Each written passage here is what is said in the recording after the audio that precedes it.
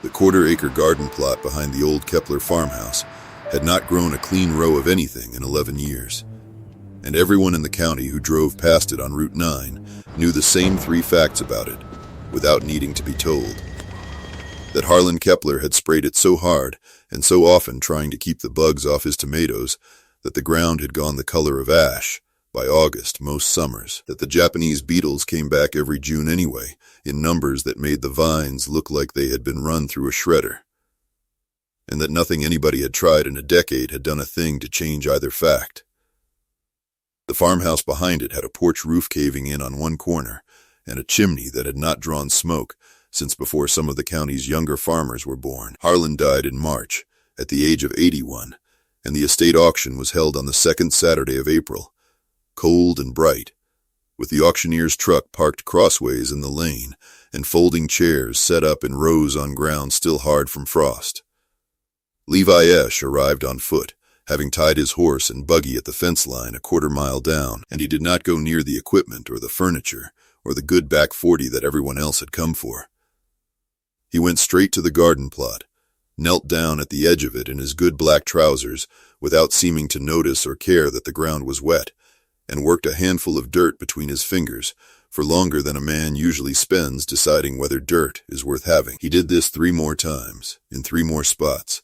moving along the fence line with the specific attention of someone counting something the rest of the crowd could not see.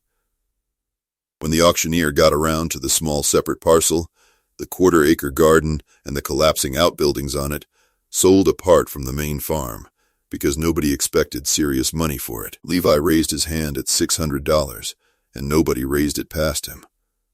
Dale Hutchins, who ran the farm and feed store in town and had helped Harlan's family price out the sale, stood up near the truck with his thumbs in his belt loops and said it loud enough for the folding chairs to hear him. "That ground has taken more spray than a man spends on a new pickup," Dale said, "and it still can't grow a bean that isn't half chewed by the 4th of July. You bought yourself 11 years of somebody else's bad luck, Levi, and paid for the privilege." A few people laughed, not unkindly exactly. The way people laugh at a decision they are relieved is not theirs to make. Levi did not turn around. He signed the paper, paid the $600 in cash from an envelope in his coat pocket, and walked back down the lane to where his horse was tied, and the last thing anyone saw of him that day was the back of his buggy going north, with the auction still going behind him. Hit that like button. Drop your city in the comments. I want to know where you're watching from tonight.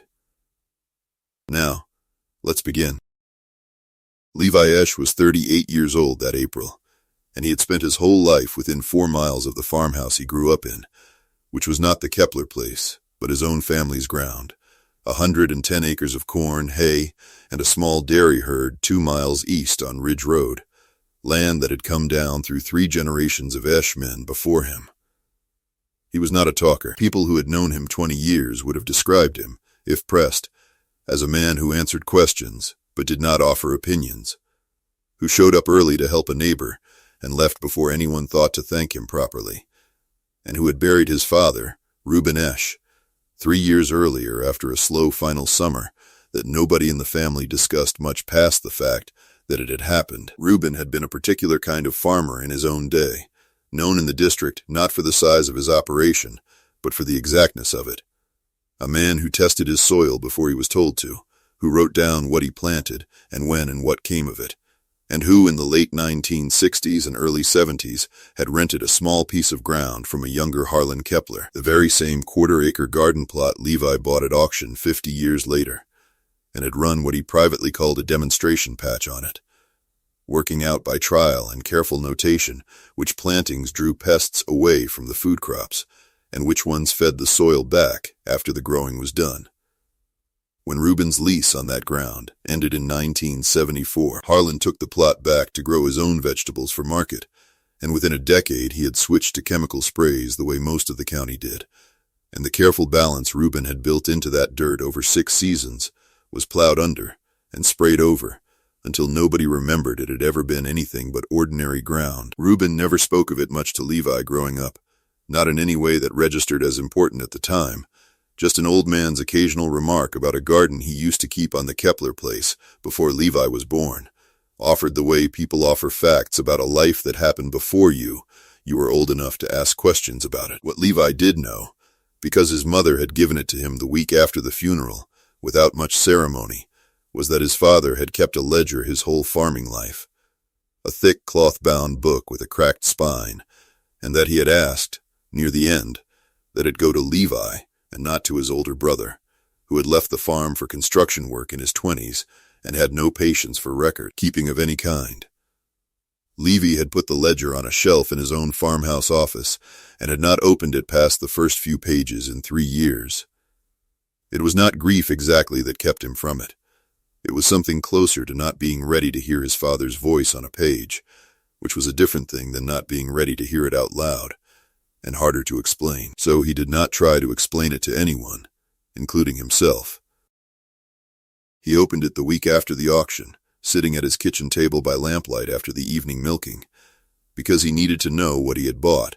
and because some part of him that he would not have put into words already suspected the two facts were connected before he had any proof of it.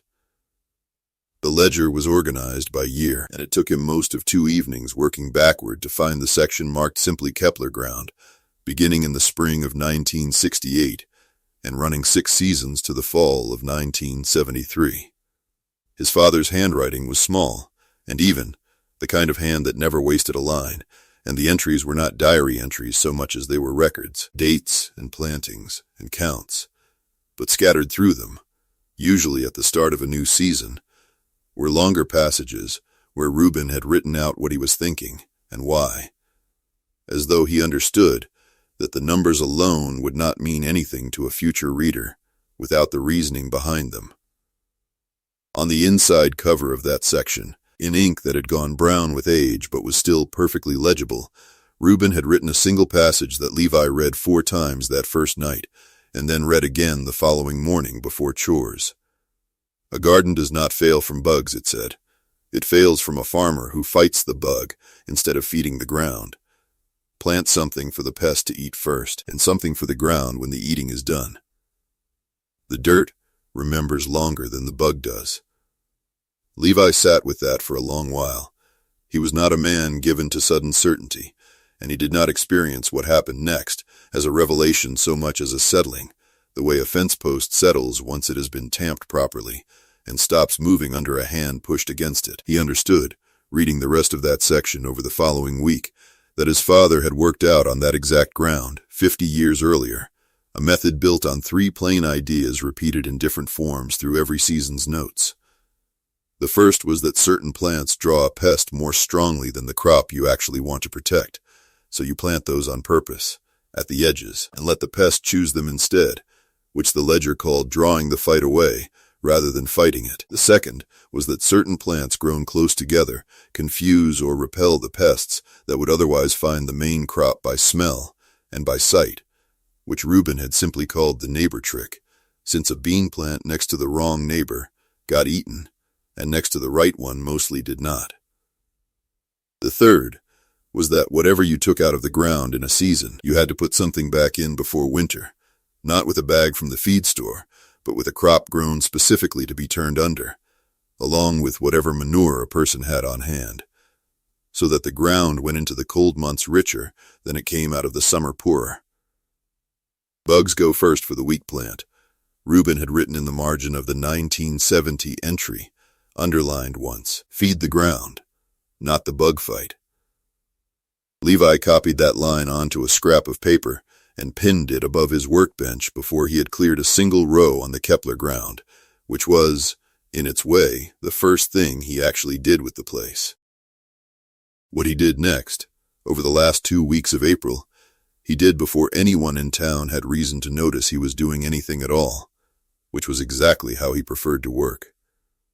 He walked the quarter-acre plot 4 separate times with a shovel and a canning jar, taking soil from 6 different spots and sending it to the county extension office for testing, the way his father's notes said he ought to before assuming anything about what the ground needed. The results came back the second week of May and showed an organic matter content of 1.6%, which the extension pamphlet that came with it described, in plain enough language, as roughly a third of what a healthy vegetable garden ought to be carrying. The kind of number that explained, without needing further explanation, why nothing that grew there over the last decade had grown well no matter how much spray went on it. Weak ground grows weak plants, and weak plants draw the pests that a stronger plant would have shrugged off, which was the very thing his father's ledger had been trying to tell him in different words 50 years earlier. Levi built fence first,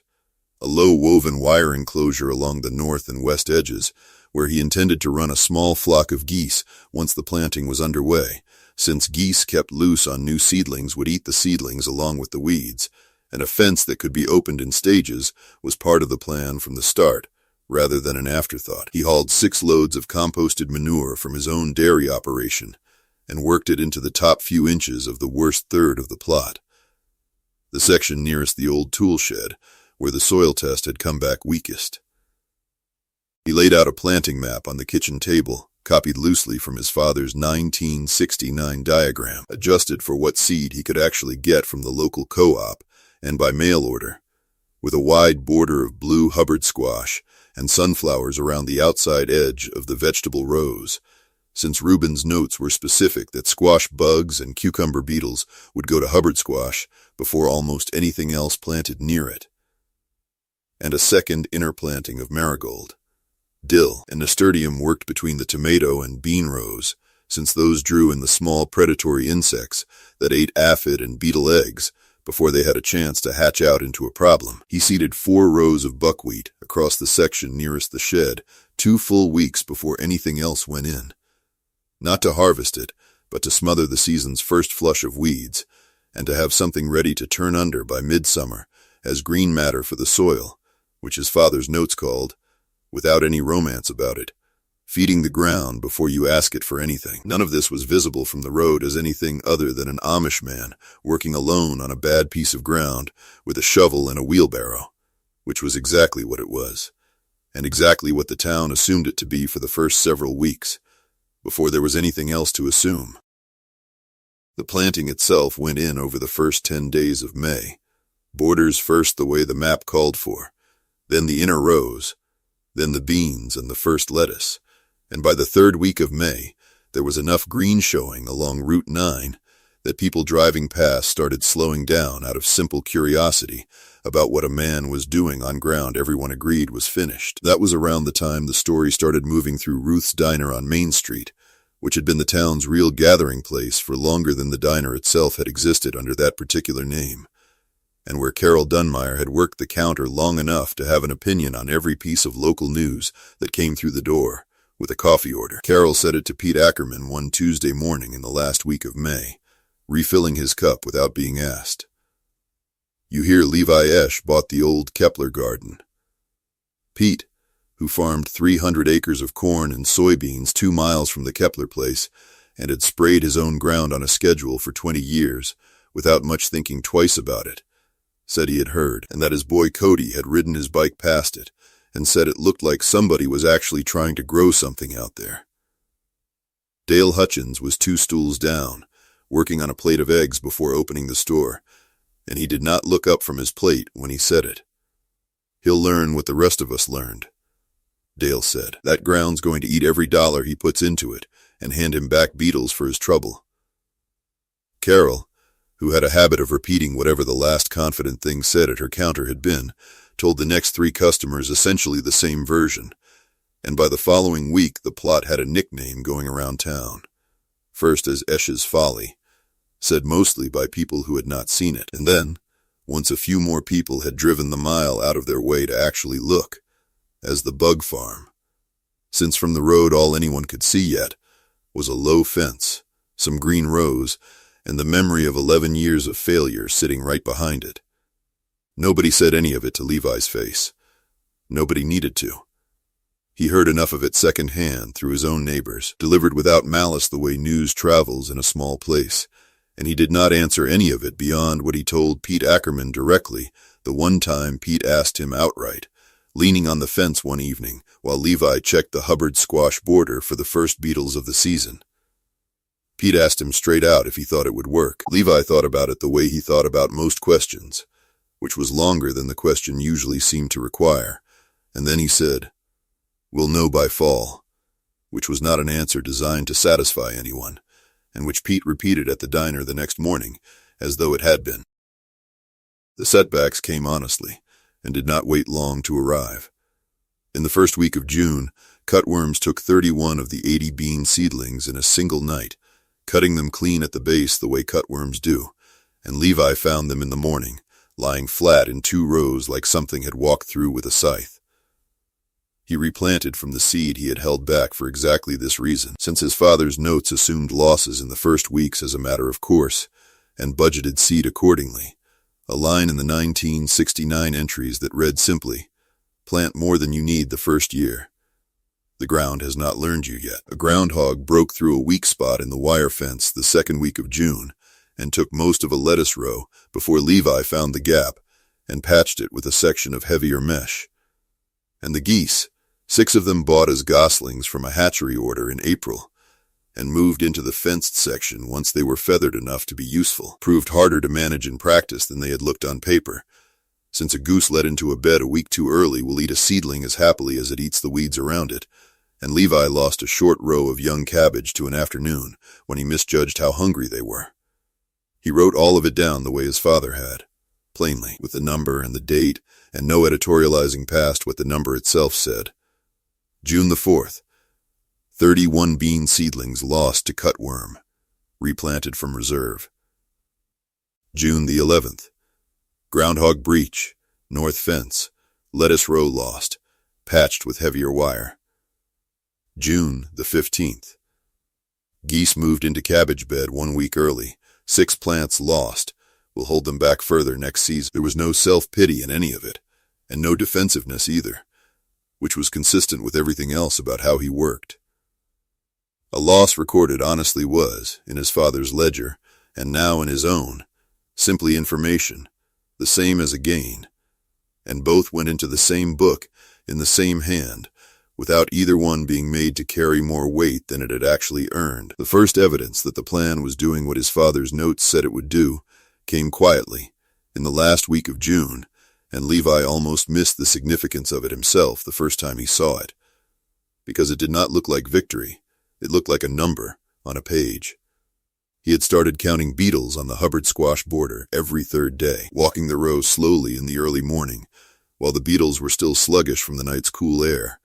and tallying them on a card he kept in his coat pocket. On the 3rd of June, he counted 211 Japanese beetles on the squash border, and 34 scattered through the main bean and tomato rows, a ratio that told him the border was doing at least some of what it was meant to do, drawing the insects to the plant that could better absorb the damage, and away from the plants meant for the table. By the 17th of June, the border count had climbed to 260,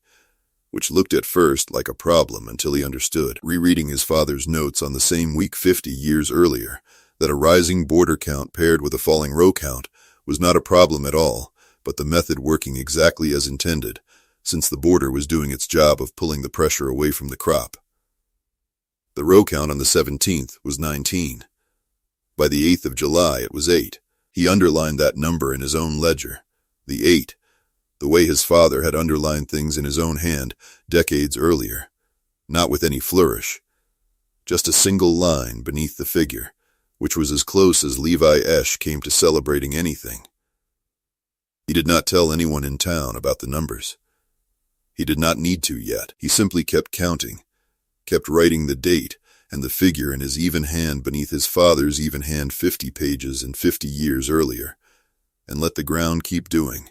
quietly, what the ledger had said it would do, if a person had the patience to let it. Grace Talbot drove out to the Kepler place on the 2nd Tuesday of July, not because Levi had called her, since he did not have a phone to call anyone with beyond the shanty at the end of his own lane, but because word of a garden growing clean on ground everyone in the county considered dead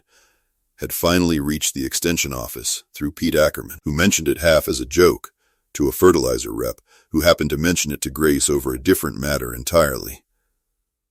Grace was the county's soil and pest specialist, a woman in her 40s who had spent enough years testing other people's optimism against her own instruments to arrive at most new claims with a professional and not unkind skepticism.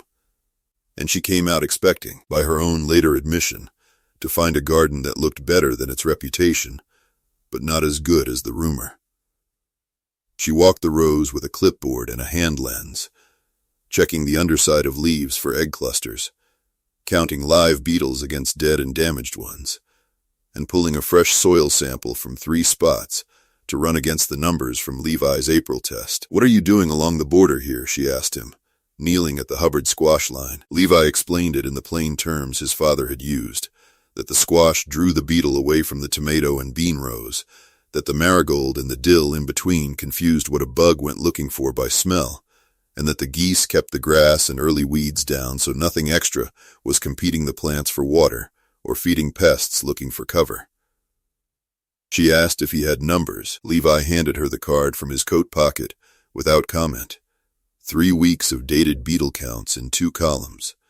border and row, the row column dropping steadily against a border column that stayed high. She was quiet for a moment, going down the column with her finger. "This tracks with what I'd expect from a working trap crop system," she said, "but I don't usually see anybody keep it this cleanly." The soil sample came back 6 days later, showing organic matter at 3.1%, nearly double the April figure, which she told him plainly was a faster improvement than she would typically expect in a single growing season, and which she attributed, when Levi asked her directly, mostly to the buckwheat turned under in June, and the goose manure worked steadily into the beds since May. She asked if she could bring a photographer from the extension newsletter out later in the season, and Levi said that would be fine, as long as it did not interfere with the work, and she left that afternoon having come out expecting a story better than its reputation, and finding instead one that matched a set of numbers she trusted more than she trusted most stories. The test that proved it publicly did not come from Levi at all, and it came about 3 weeks later than anyone in town would have chosen if they had been asked to choose, which was the last week of July, when a regional outbreak of Japanese beetles hit the county harder than it had in a decade. The kind of summer entomologists later described as a population spike following 2 mild winters in a row. Pete Ackerman's soybean field, 300 acres 2 miles from the Kepler place, took visible defoliation across whole sections, the leaves skeletonized down to their veins in patches large enough to see from the road at highway speed. Dale Hutchins sold more insecticide out of his store in 11 days that July than he normally sold in 2 full months, and even then several of his regular customers came back complaining that a second and third spraying was barely holding the damage to what they considered tolerable. Against that backdrop, the Kepler garden stood green. It was, as people began to say to each other without much irony left in the phrase, visible from the road, a strip of healthy vegetable rows sitting behind a low fence on ground the whole county had agreed for a decade was ruined,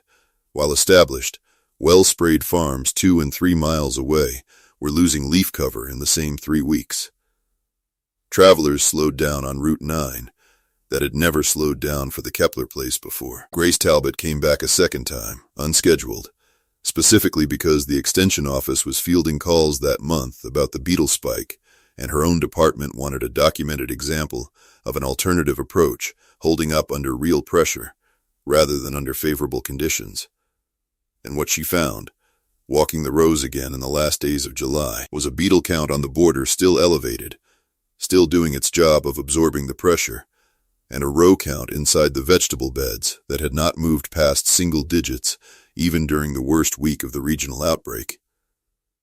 She wrote it up formally that August for the Extension newsletter,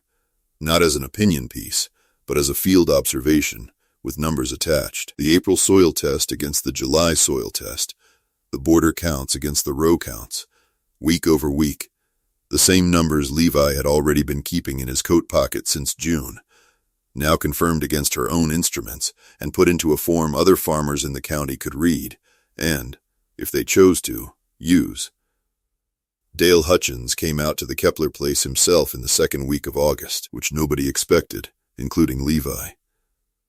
He came alone, in his truck, and stood at the fence for a while without saying anything, the way a person stands when they are taking something in that does not match what they had said out loud a few months earlier. Levi was working the far row and came over when he noticed the truck. Dale did not make a long speech out of it. "I was wrong," he said, and that was most of it, 4 words, delivered plainly, without the kind of throat-clearing men sometimes do before admitting something like that. Levi did not make anything more of it than the moment called for either. "You were working from what you could see," he said, and left it there, which was as close to gracious as either man's vocabulary tended to run. The story moved through Ruth's diner differently after that, and Carol Dunmeyer, who had helped spread the Bug Farm name around town back in May, was the one who told it to a new customer in September without a trace of the earlier joke in her voice, saying only that Levi Esch had figured out something with that old garden that the extension office was writing up, and that Dale Hutchins himself had gone out and looked at it and come back saying he'd been wrong. Pete Ackerman, whose own soybeans had taken the worst of the summer's beetle damage, started asking Levi actual questions instead of polite ones, standing at the fence longer each visit,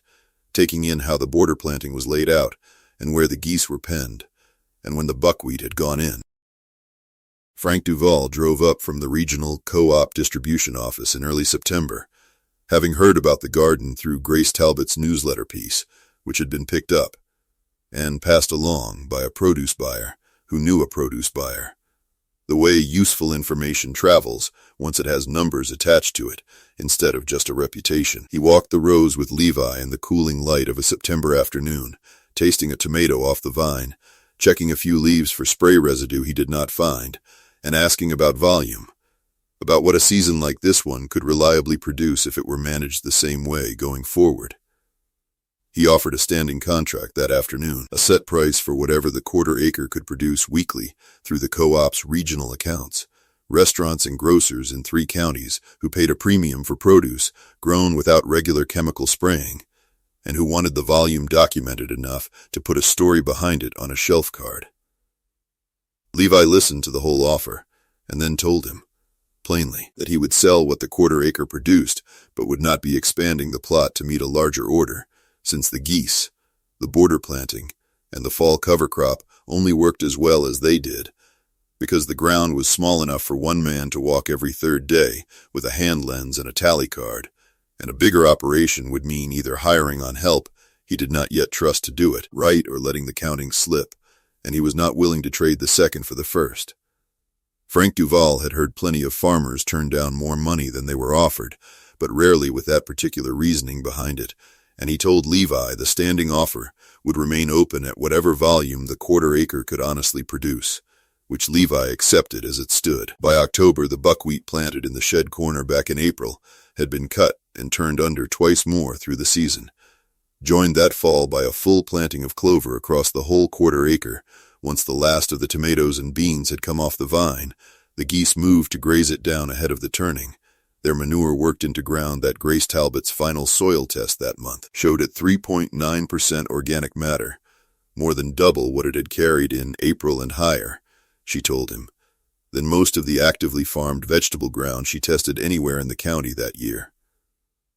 Pete Ackerman put in his own small border of squash and sunflowers along one edge of his garden the following spring, more out of curiosity than conviction at first, and told Levi at the fence that summer that his own beetle counts inside the vegetable rows had come down noticeably, though he was still working out the spacing his own ground seemed to want. Cody Ackerman, 13 that fall and old enough to be hired for real work rather than just tagging along after his father, spent several Saturdays that September helping Levi haul compost and turn the clover under. And it was Cody, standing at the fence with a shovel in his hand on one of the last warm afternoons of the season, who asked the question in the plain and slightly embarrassed way that 13-year-olds ask questions they are worried might sound foolish. "How'd you know the bugs would go for the squash instead of the tomatoes?" he asked, "and not eat everything anyway?" Levi thought about it in his usual way before answering. "A bug problem is the ground asking for something it isn't getting," he said. "Give it something better to eat and something to feed it back after, and it mostly stops asking so loud." Cody turned that over for a minute, and then went back to his shovel, and Levi went back to his own, and that, as far as either of them needed it to be, was the whole of it. That evening, after Cody had gone home, and the light had gone long and gold across the quarter acre, Levi sat at his own kitchen table and opened his father's ledger to the last written page of the Kepler ground section, the page that ended abruptly in the fall of 1973, with a short entry about the lease coming to a close, and no summary beyond that, since his father had not known then that the ground would sit spoiled for 50 years before anyone came back to it. Levi took his pen, and in his own even hand beneath his father's, wrote a single line to close the section his father had never gotten to close himself. "The ground came back," he wrote. It only needed someone to ask it what it was missing, instead of telling it what to do. He set the pen down, closed the book, and went out to check the geese one last time before dark, the way he did most evenings, counting them by lamplight against the pen fence out of the same habit that had made every other number in that ledger worth trusting, and found all 6 accounted for, settled in against the cooling air, with the lead goose, the one he had taken to calling Gus back in May, for no better reason than that the bird seemed to require a name, and that one had seemed to fit, standing watchful near the gate the way he always did. If this story found you at the right moment, share it with someone who's been told the ground they're standing on isn't worth the trouble. Drop your city in the comments. Tell me where you're watching from. And if you've ever taken on something everyone around you had already given up on and kept quiet records instead of arguing about it, I want to hear about it. Every comment gets read.